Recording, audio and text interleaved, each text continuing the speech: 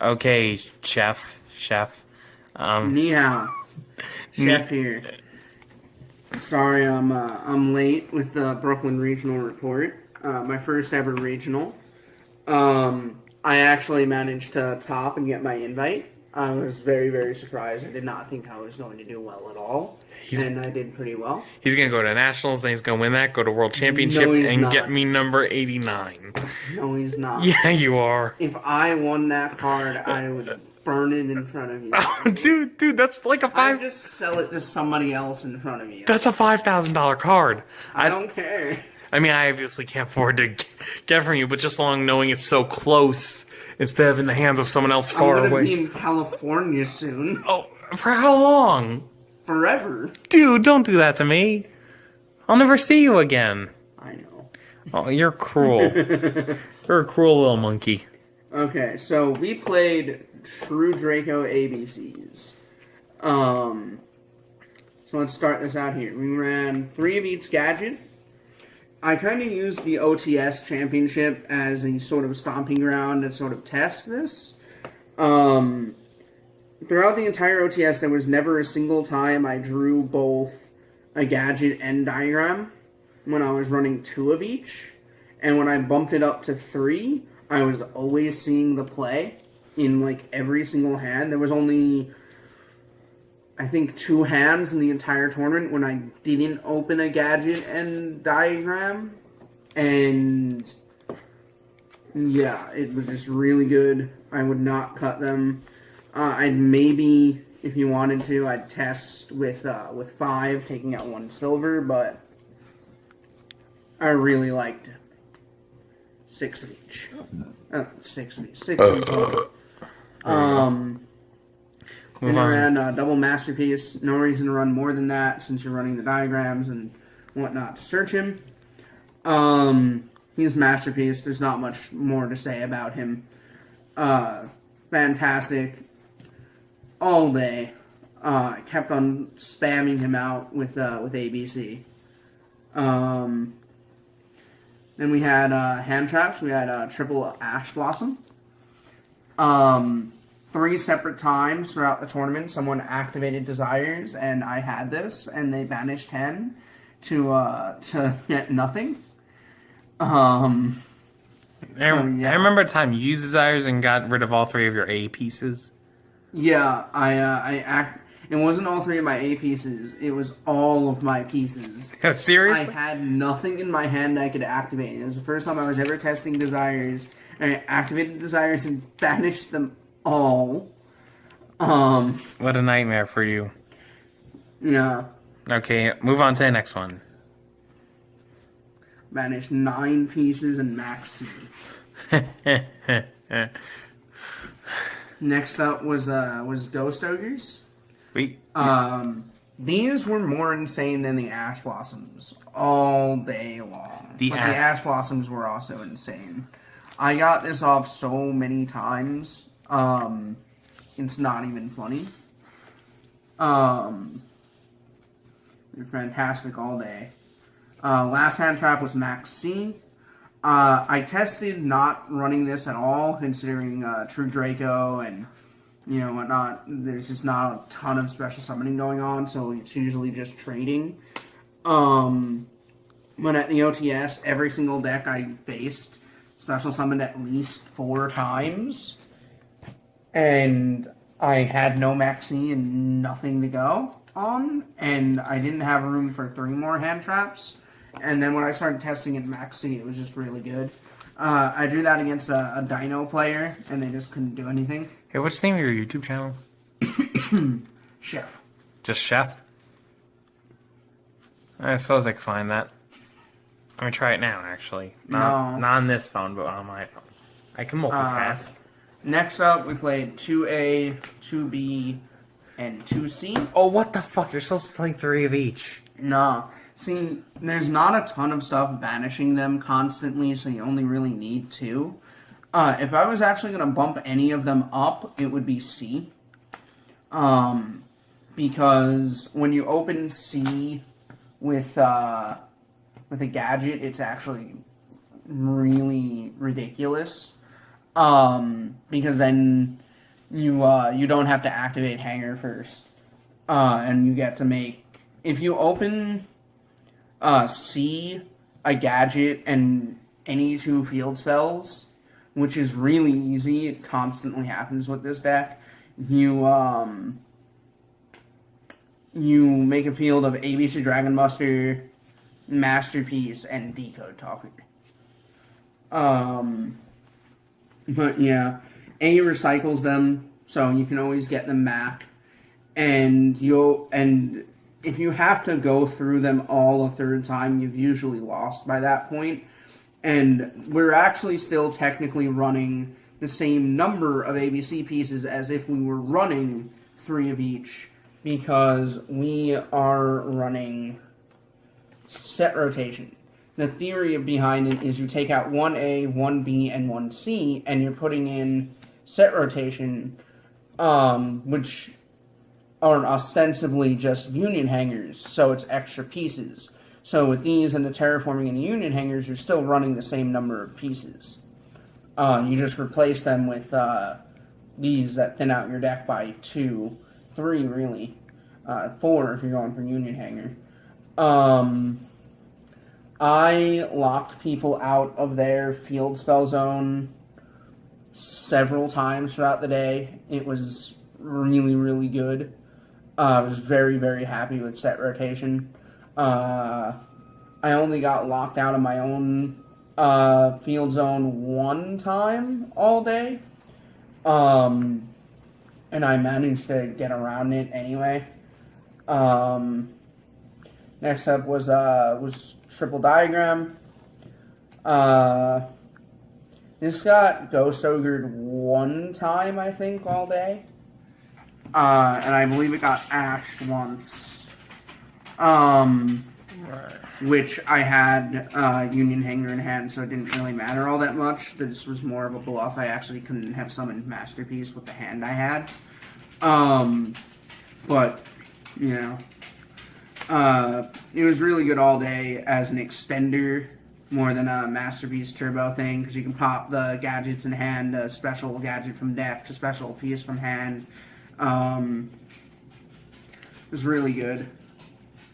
Then we had Triple Union Hanger, completely standard. Most of this is. This got Ashed 1 time. Which it didn't matter because we had a piece in hand. Oh no, it got Ashed twice because 1 time they Ashed it and I didn't have a piece in hand. Then we played 3 more Union Hangers. So we're running 9 Union Hangers. And 9 diagrams. We always open them. Always. Every circumstance. Then our 1 target. Gateway to Chaos. This is the only card in the deck I would change, honestly. I never drew it in my opening hand, but the reason why I'd like to change it is because there's actually a viable target for this that you can possibly tech in.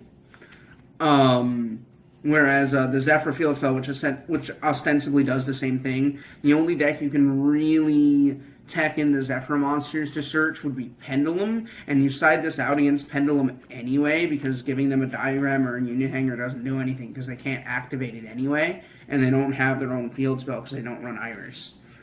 So the one deck that could benefit from, you know, that tech in, like, this doesn't hurt them at all anyway. Next up, we had Double Twin Twisters.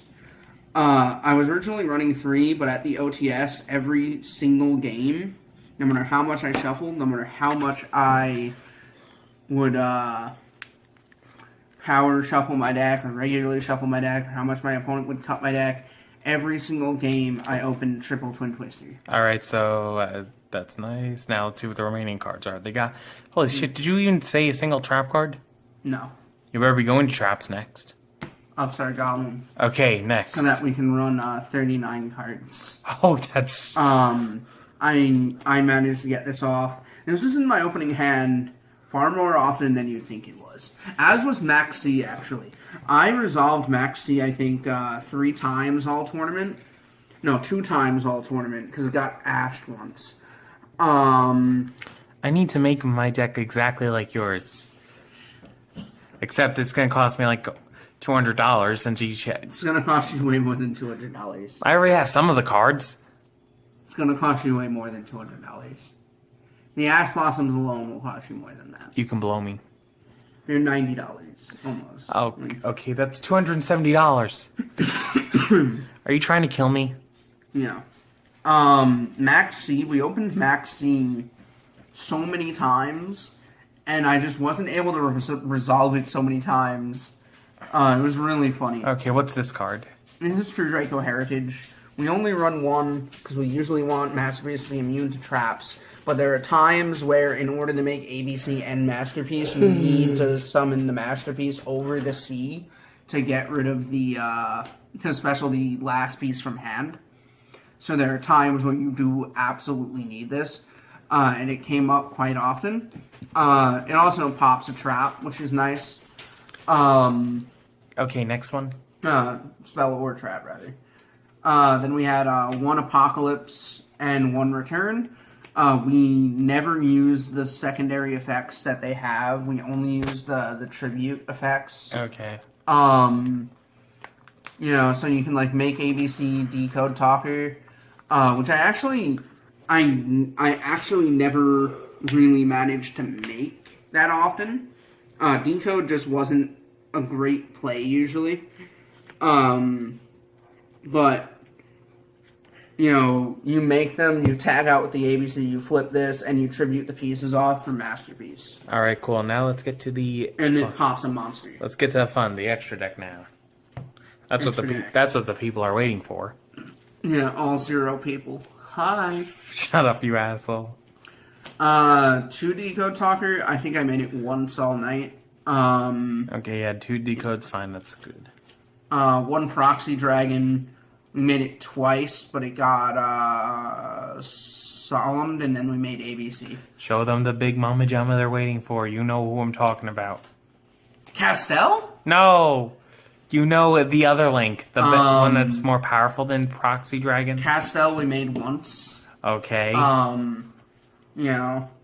Thing to note, he is a winged beast, so if you don't want to sack off your Diamond Direwolf, you can get rid of the Castell and keep the Diamond Direwolf and possibly use it on the next turn. That never came up, though. Okay, next one. Next up, we got number 39, Utopia, and number S39, Utopia der Blitz. Shining number 39, Utopia the Lightning. Utopia der Blitz. It says der Blitz. Wait, is this... You bastard, you got the wrong type of language. No, this one costs like $12. I only speak English. I only use English cards. We actually never made Utopia. I never needed to. But it would have been great. I don't think I made it, at least. It's been a while. Tornado Dragon... other than ABC, was probably the most summoned monster in this. I'm bored. I would make him first turn and just sit on him and pop shit. Okay. Which was really fun. Okay. Abyss Dweller made this twice, and when I made it, it was really good. Then there was a Diamond Dire. I made this so insanely often because I wasn't opening the Decode Talker play. But I'd make this, get rid of their card. It got Solemn Strike once. I summoned Diamond Dire and I target the back row, and they activated Solemn Strike, which, in case you don't know, is a meme among me and my friends group because Sandy here behind the camera, Salty Sande, Solemn Striked my Diamond Direwolf in tournament once in the mirror match. I summoned it, targeted his one back row, and he went Solemn Strike, and I was like, okay. Are you sure? And he was like, yes. Shut up. Just get to your other cards. Ancient Fairy Dragon. We made this one time all tournament, and the one time that we made it, it was phenomenal, and it won us the entire match. Okay. It was just, it was so good. I am sexy. No, stop, please. Next up, gee, I wonder what we're playing in the side deck since we have Mechaba and Crystal Wing here. I wonder what we're playing in Seriously, the side. use Crystal Wing? Yep. Shit, I do too. So, well, I don't use it, but I have it.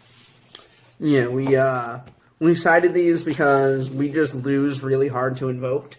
We never ended up seeing Invoked the entire night, though, which I was so happy about. I was like, please, I'll face anything. I'll face Monarch's Erupt. I'll face Pendulum Magician. Just please don't make me face fucking Invoke. Please. I hate them too, don't worry. Please don't. Okay, next one. Please don't. And lastly... Your 3 ABC Dragon. Yeah. So you do not have the Manama Jamma Firewall Dragon. No, I sold my Firewall before the tournament because the only thing that I would need Firewall against would be the Infernoid FTK, which I didn't think I was going to see and did not, and Mortalis, which we already auto win against just by being paired up against them because they can't do anything to us. Okay, so I guess that's the end. No. What else do we have? You did your main deck and your extra deck. Side deck. Oh shit, you have one of those? Yes. I don't do that. Ow. Yes. Could you turn it off? No, I did not turn it off. You could just combine it. You combine the two videos. I don't have editing. I do. Is your laptop here? Yes. Okay. Well, so, the side deck. 3 system down for ABCs. I never sided it against Cosmos. I didn't really need to. Twin Twister, the third one, for when you're going up against Paleo and you're going second, as well as for when you go up against Pendulum Magicians, and you're going second. Next up, we had 3 Danko Rekka. This card was insane. I loved it. We summoned this against Paleo, and they just couldn't do anything. And we attacked, and then I locked myself with set rotation, so I had a set card, so they were able to do something. But little did he know I had a second Danko in my opening hand. So I go to him, and then on his turn, he passes to me, and then he goes, in standby, breakthrough skill to Danko. And I go, okay. Normal summon Danko? Okay, move on. Attack for 17, attack for 17. Okay, move on to the remaining cards. And of course I activated the diagram. Okay, because my hand's getting tired. No, sure it is. Next was 3 Reaper. We never drew this, but it's auto win in the mirror.